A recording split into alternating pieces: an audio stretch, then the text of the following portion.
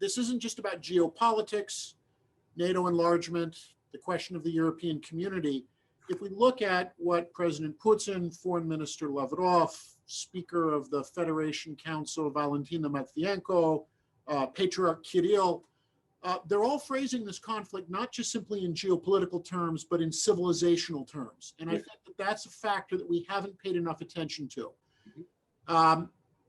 The conception of the Russian elite, and we can say whether it's sincere or not, that's a separate question. But the Russian elite is presenting a narrative to the Russian people that Russia represents a distinct Orthodox civilization, that in the past, this was a part of traditional European civilization, but now the West, Brussels in the European Union, Washington in the United States represent a postmodern Western civilization, which is not only different from Russia's civilization, but is actively opposed to it.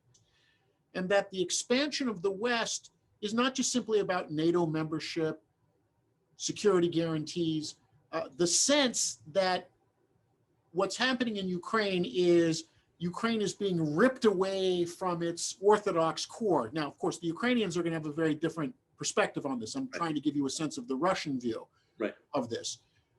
And that, in essence, we look at this and we say these are the two of the largest Orthodox countries in the world, and yet the narrative in Russia is that Ukraine now represents its civilization is perverted. It's being kind of pulled into a postmodern Western world, which will be inimical, and that Russia is fighting to defend this Slavic Orthodox civilization from being weakened. Right? You really have some of these themes that the loss, and they use the term loss. The loss of Ukraine would represent a major blow to the integrity of this single civilizational space.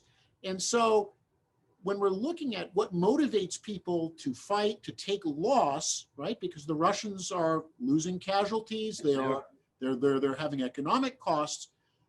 People don't necessarily fight and die for geopolitical statements. They do fight and die for civilizational ones. And the fact that Russia is couching this conflict and that they're couching it in terms of a liberation, right? We have to go in to liberate our brothers and sisters from this postmodern Western tyranny, which is being imposed on them. And that gets to your earlier question, that the Russian narrative keeps insisting that this is Westerners coming into Ukraine, and that, as you said, the government is being responsive to Western advisors. The fact that you have these banners in Russia that say, we have not forgotten you, we are with you, we are coming to free you. The fact that the Russian military honestly believed in the first days of the war that when the Russian paratroopers landed outside of Kiev, in Kharkov, and elsewhere, that they would be welcomed, that the local people were waiting for them to liberate them, speaks very clearly to this sense of civilizational divide.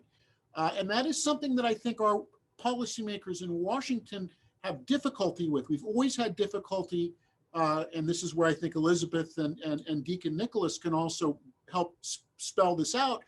We have difficulty in understanding the motivation of religion, the motivation of culture, the motivation of civilization, and yet these are fundamental issues. For their part, by the way, Ukrainians are also now beginning, not only, Ukrainians, both Russian-speaking, Ukrainian-speaking, Ukrainians that belong to the OCU, Ukrainians that are still, until this week, part of the Moscow Patriarchate, are really beginning to reassess how are they going to be connected to this, to their neighbor to the east, and is this really going to snap some of those remaining civilizational links?